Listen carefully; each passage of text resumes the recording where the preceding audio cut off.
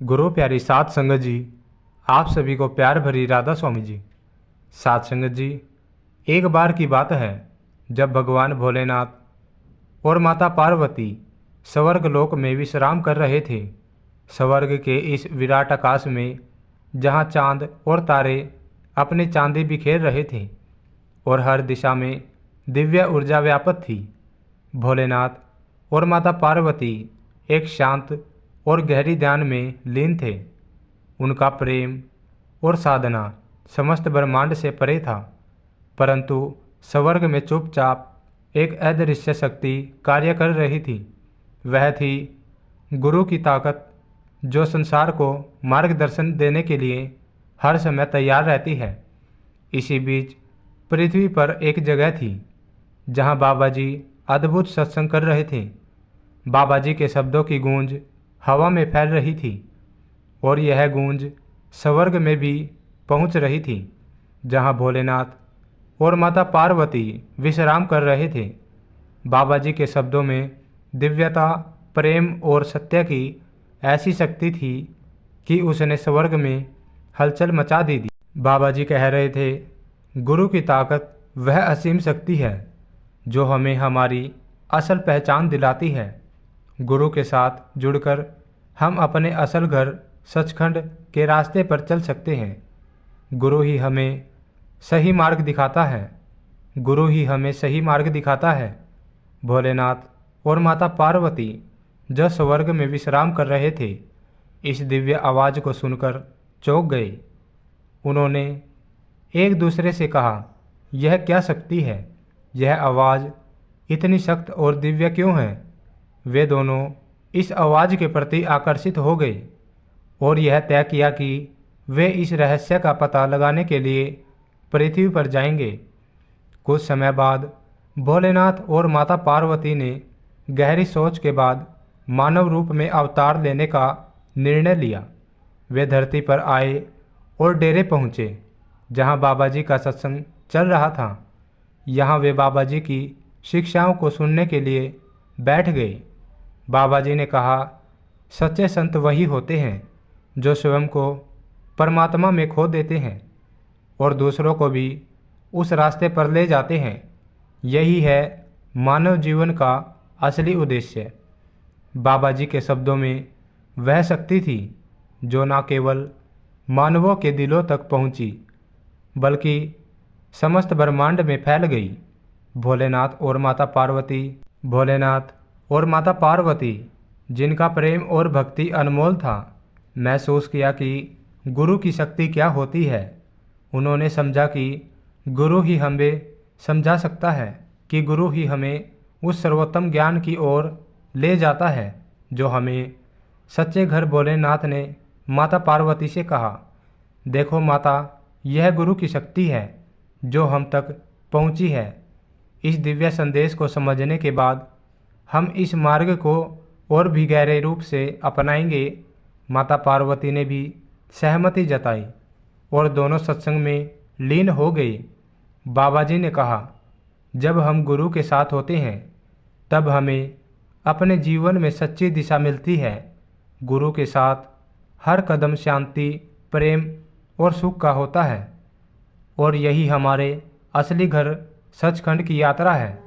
गुरु के बिना यह यात्रा संभव नहीं है।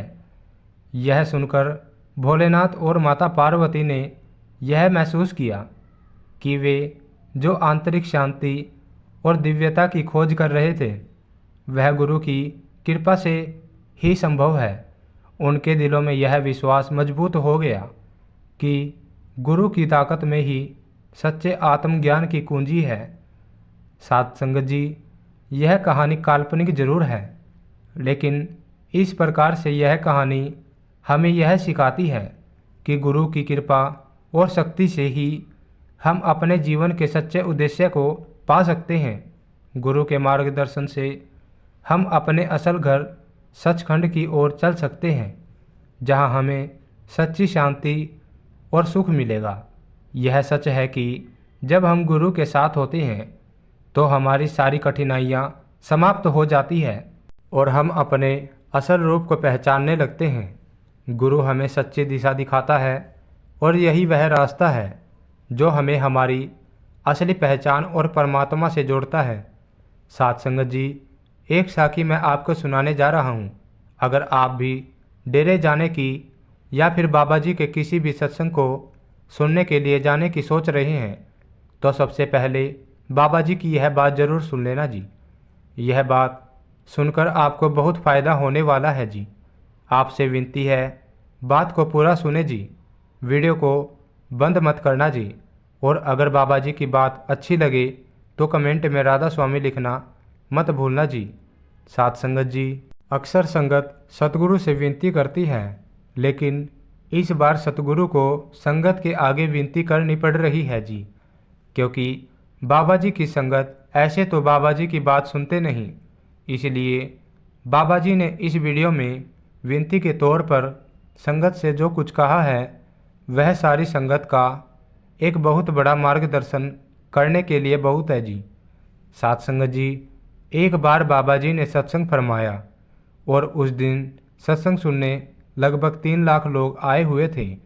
सत्संग फरमाने के बाद बाबा जी जब अपनी कार में बैठकर वापस जा रहे थे तो बाबा जी के साथ बैठे सेवादार से बाबा जी ने पूछा कि आज कितनी संगत सत्संग सुनने आई थी। तो सेवादार ने एक अनुमान के हिसाब से बताया कि बाबा जी आज लगभग 3 लाख लोग सत्संग सुनने आए थे। तो बाबा जी मुस्कुरा पड़े और यह देखकर सेवादार ने पूछा कि बाबा जी क्या हुआ, आप हंस क्यों रहे हो। तो बाबा जी ने कहा, भाई तूने ठीक से हिसाब नहीं लगाया। तो सेवादार कहने लगा कि नहीं बाबा जी, मेरा हिसाब बिल्कुल सही है। लगभग 3 लाख लोग आज पंडाल में सत्संग सुन रहे थे।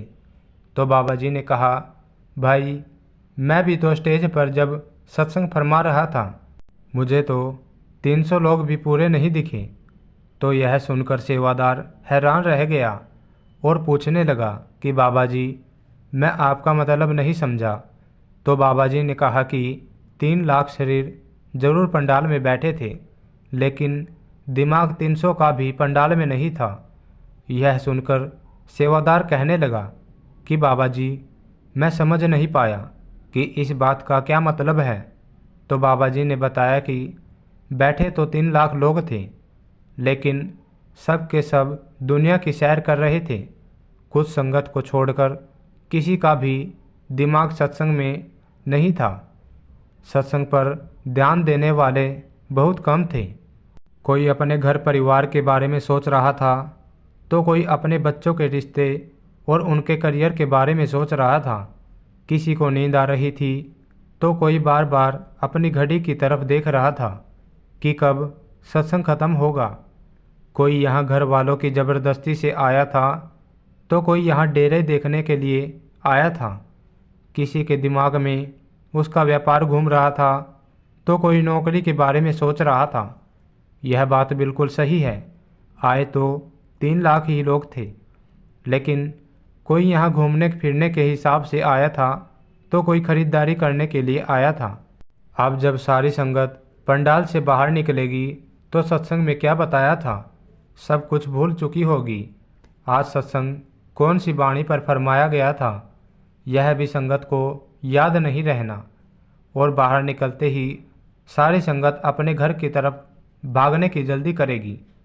संगत को यह लगता है कि सत्संग में आकर 1 घंटा बैठ गए तो बस हो गया, कामयाबी मिल गई, रूहानियत। आगे बाबा जी ने कहा कि मैंने कितनी ही सत्संग किए, हर सत्संग में संगत को ही एक बात पर जोर दिया कि भजन सिमरन कर लो, नहीं तो 84 से कोई नहीं बचा सकता। लेकिन मेरी संगत मेरा कहना नहीं मानती। सत्संग पर आकर बैठ जाने से अगर मुक्ति मिल जाती तो यह दुनिया आज खाली हो गई होती। सत्संग तो एक स्कूल की तरह है। जैसे एक बच्चे को स्कूल में भेजा जाता है और वहाँ बच्चा मन लगाकर टीचर की बात को समझता है और घर जाकर होमवर्क करता है, और जब इम्तिहान का दिन आता है तो उसे खुद ही अकेले देना पड़ता है। उस समय टीचर उसके साथ नहीं होता। अब अगर बच्चा स्कूल में तो पूरा साल गया लेकिन टीचर की बात को ध्यान से सुना ही नहीं, तो घर आकर उसका होमवर्क भी नहीं हो पाना, और जब इम्तिहान का दिन आएगा तो उसने कागज़ पर कुछ लिख भी नहीं पाएगा, और जब कुछ लिखेगा ही नहीं तो फेल हो जाएगा, फिर से उसी क्लास में फंस कर रह जाएगा। ऐसे ही सत्संग भी एक स्कूल है। यहाँ मैं संगत को सिर्फ समझा सकता हूँ। घर जाकर होमवर्क तो संगत को खुद ही करना पड़ेगा। लेकिन अगर संगत सत्संग को 1 घंटा भी मन लगाकर नहीं सुनेगी तो घर जाकर होमवर्क कहाँ से होगा। अब संगत समझना ही नहीं चाहती तो कल को भुगतना भी खुद को ही पड़ेगा। यह सुनकर सेवादार की आंखें भी झुक गई और वो कहने लगा कि बाबा जी, मुझसे भी भजन सिमरन नहीं होता, लेकिन मेरी सेवा बहुत है, मुझे माफ़ कर देना। आगे से मैं भजन सिमरन जरूर करूँगा। तो बाबा जी ने सेवादार को समझाया कि भाई, भजन सिमरन कर लोगे तो तुम्हारा ही फ़ायदा होगा, नहीं तो बार बार आते रहोगे और जाते रहोगे। 84 लाख जूनियों के बाद मिलता है यह इंसानी जामा। मालिक ने इतनी कृपा करके इंसानी जामा दिया है, लेकिन हम इसको फालतू के कामों में व्यर्थ कर देते हैं। इस बार ना निकल सके तो लाखों साल बाद फिर यह मौका मिलेगा। बाबा जी ने आगे कहा कि अगर एक जूनी में सिर्फ 1 साल भी काटना पड़ता है ना, तो यह इंसानी जामा 84 लाख के बाद वह मालिक दोबारा देता है, और हम इसको बेकार के कामों में जाया कर देते हैं। बाबा जी की बातें सुनकर सेवादार की आंखों से झरझर आंसू बह निकले और उसने बाबा जी से दोबारा माफ़ी मांगते हुए कहा, हर रोज़ भजन सिमरन करने का वचन दिया। साथ संगत जी, सतगुरु का काम होता है सत्संग के माध्यम से हमारे दिमाग को समझाना, हमें मालिक की भजन बंदगी करने के लिए प्रेरित करता है। और बाबा जी इतने सारे सत्संग देश और विदेश में सिर्फ संगत के लिए ही करते हैं। उन्हें तो कोई ज़रूरत नहीं है इन सब की, लेकिन फिर भी बाबा जी इतने सत्संग फरमाते हैं जिससे कि उनकी संगत समझ सके।